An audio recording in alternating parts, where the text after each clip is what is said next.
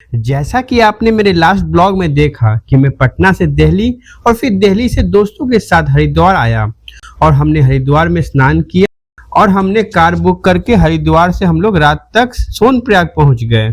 और ये है हमारा डोमेट्री।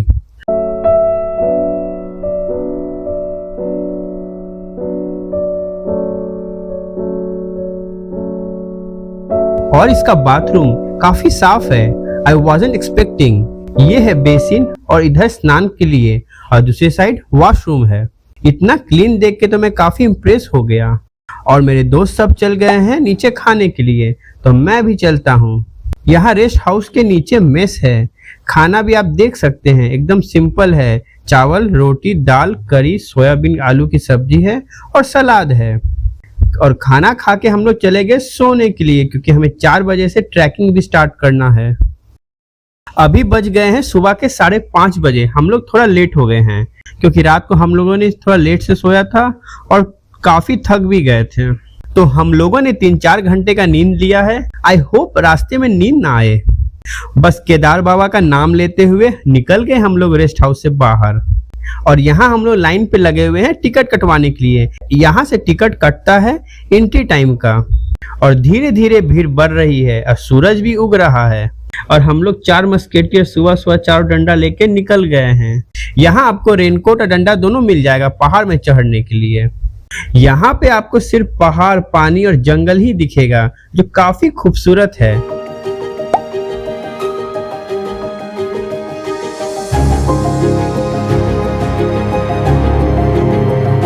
और वहां पे है टैक्सी वाली कार। वहां से हम लोग जाएंगे गौरी कुंड के लिए। यहाँ से गौरी कुंड 5 किलोमीटर है। वैसे तो आप पैदल भी जा सकते हैं, पर नॉर्मली यहाँ से लोग टैक्सी लेके ही जा रहे हैं। यहाँ टैक्सी का रेट है 50 रुपया पर पर्सन। और हम लोग ये ब्रिज क्रॉस कर रहे हैं। अब हम लोग आ गए हैं गौरी कुंड। यहाँ से हमारा सफर शुरू होगा। 18 किलोमीटर का पहाड़ी रास्ता है, लेकिन कुछ लोग बोलते हैं 18 लिखा है, लेकिन है 22 किलोमीटर के आसपास। तो चलिए देखते हैं कितना है।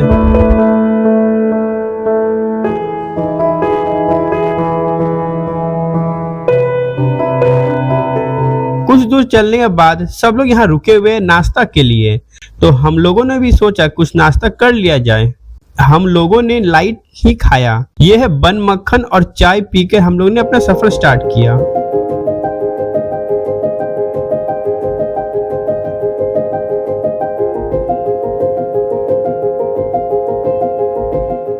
और 1 घंटा हमने चढ़ाई की और हमारा पसीना निकलने लगा। सुबह सुबह ठंडा लग रहा है, पर अब तो गर्मी लगने लगा है। यह है पहाड़ी कुत्ता, गजब दिख रहा है। देख रहे हो, बूढ़े बूढ़े दादा दादी सब भी जा रहे हैं पैदल। कमाल का हिम्मत है इनमें, मानना पड़ेगा।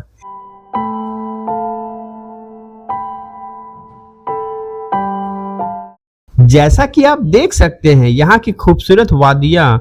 और हम यहाँ से होते हुए 3 पहाड़ ऊपर नीचे करने के बाद हम लोग दूसरे पहाड़ में जाएंगे। हा, बहुत कंफ्यूजिंग लग रहा है ना, कोई बात नहीं।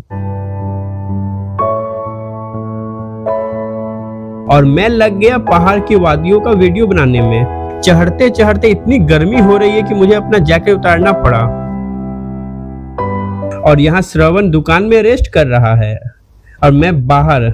हम लोग हर आधे घंटे या 1 घंटे में 3-4 मिनट का ब्रेक जरूर लेते हैं। बिना ब्रेक लिए जाएंगे तो हाफ जाओगे, क्योंकि यहाँ का रास्ता सीधा नहीं है, अप एंड डाउन बहुत है, जिसके कारण थकान को ज्यादा ही हो रहा है। इस ब्रिज को क्रॉस करने के बाद वो रास्ता लेना है। वो रास्ता सिर्फ ऊपर ही ऊपर जाएगा। और इस ब्रिज पे सब फोटो खिंचवा रहे हैं, तो हमने सोचा हम लोग क्यों पीछे रहे।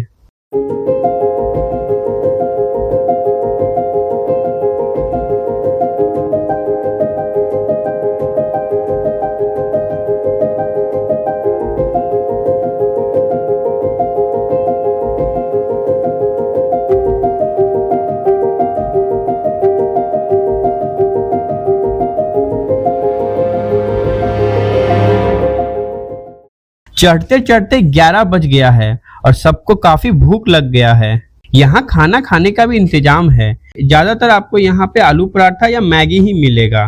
और रास्ते में पानी, जूस और फ्रूट्स खाते चलिए।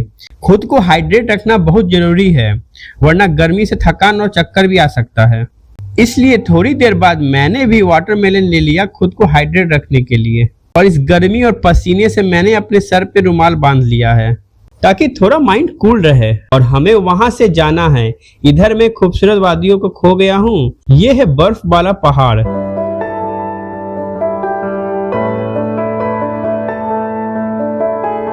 रूम से निकलते कुछ दूर चलते ही बारिश भी स्टार्ट हो गया और कुछ देर बाद रुक भी गया है। कमाल का बारिश है। प्रिकॉशन के लिए हमने रेनकोट भी पहन लिया है। अब दोबारा बारिश हुआ तो बचे रहेंगे और ऐसा लग रहा है कि बारिश हो सकता है अभी। और ये रहा वाटरफॉल, इन पहाड़ियों के बीच से चीरते हुए नीचे आ रहा है। और फाइनली हम लोग गिरते फिसलते बाबा जी के आशीर्वाद से ऊपर पहुंच ही गए। और अभी शाम के 5:30 बज रहे हैं। जैसा कि आप देख रहे हैं, यहाँ पे सारे घोड़े पार्क किए हुए हैं। ये पार्किंग स्टैंड है घोड़े का। और ऊपर पहुंचते ही बहुत तेज बारिश स्टार्ट हो गया। किसी तरह हम लोगों ने बारिश से भीगते भीगते टेंट लिया और ये है टेंट। और यहाँ हम लोग नाइट स्पेंड करेंगे आज के लिए। बाहर बारिश के कारण बहुत ठंडा हो गया है। टेम्परेचर 3 से 4 डिग्री चला गया है। और किसी तरह हम लोगों ने इस रात को काटा। ये सुबह सुबह का मौसम है, थोड़ा चिल्ली मॉर्निंग है। पहाड़ बर्फ से ढका हुआ है, कितना खूबसूरत लग रहा है। और थोड़ी देर बाद सूरज निकलेगा और ये बर्फ वाला पहाड़ सोने जैसा चमकेगा।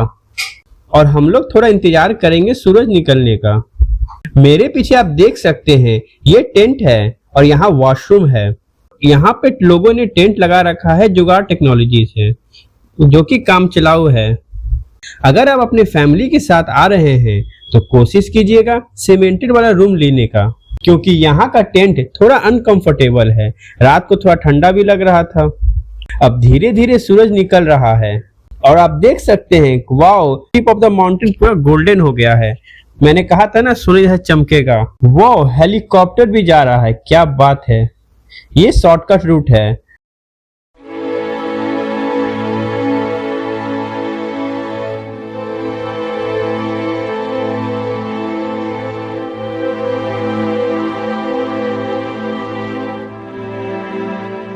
और फिर हम लोग यहाँ से निकल रहे हैं। यहाँ से केदारनाथ का मंदिर 1 से 2 किलोमीटर है और अभी सुबह के 7 बज रहे हैं। यहाँ से रास्ता प्लेन है, यहाँ कोई अप्स एंड डाउन नहीं है। और फाइनली हम लोग आराम से अब जा सकेंगे, क्योंकि हम सब का पैर काफी दर्द कर रहा है इतना ऊपर नीचे करने के बाद।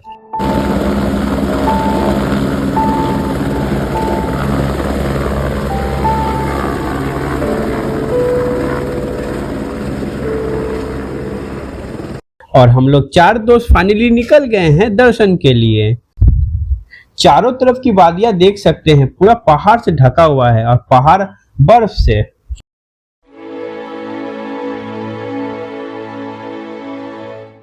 और यहां से हम लोग लाइन पे लग गए हैं और धीरे धीरे बहुत बड़ा लाइन हो गया है और आगे का लाइन भी काफी बड़ा है।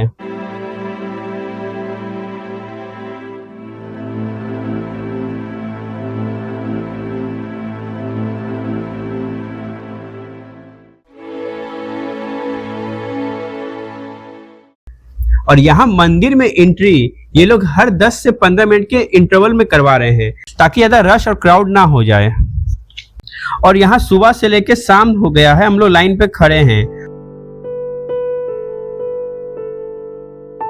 और फाइनली हमें शाम को 4:30 बजे जाके एंट्री मिला है, क्योंकि नॉर्मल दर्शन के लाइन में आपको थोड़ा टाइम लगेगा और अगर आप वीआईपी दर्शन करते हैं तो 2-3 घंटे में हो जाता है। और हमें ये सज्जन भाई मिले हैं जो खूबसूरत सी प्रतिमा लेके मंदिर आए हुए हैं। और ये रहा स्वर्ग जैसा दिखने वाला मंदिर, कितना खूबसूरत लग रहा है, वाव। और यहाँ का वेदर भी काफी अच्छा है। दिन भर लाइन में भूखे प्यासे लगने के बाद सिर्फ एक दर्शन से सारा दुख खत्म हो गया। इतना सुकून मिल रहा है ना, मत पूछो।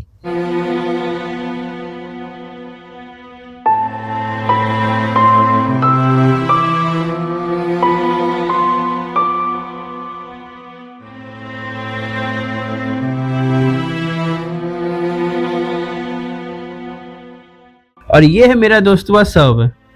जय केदार बाबा। मैं बस इस मोमेंट को अपने कैमरों में कैद करना चाहता हूँ, और जब मैं घर पे जाऊंगा तो मुझे उस पल और उस खूबसूरत नज़ारों का याद जरूर आएगा।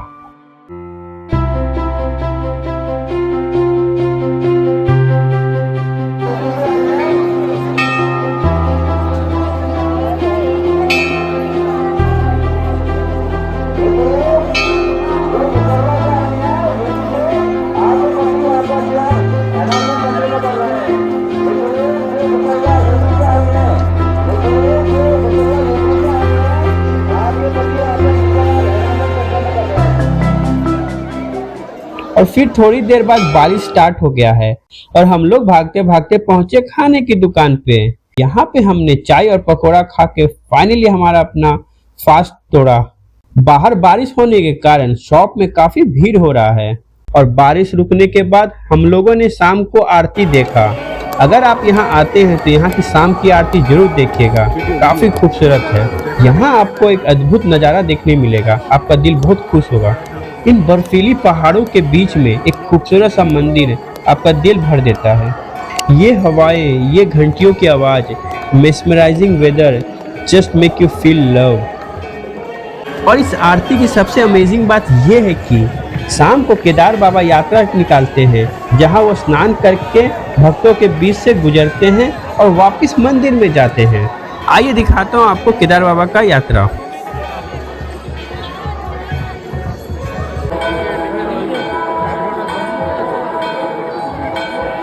फिर मंदिर के पास ही हम लोगों ने डोमेट्री लिया था ताकि हम लोग रात बिता सके, और हम लोगों ने प्लान किया था कि सुबह 4 बजे से हम लोग उतरना स्टार्ट करेंगे।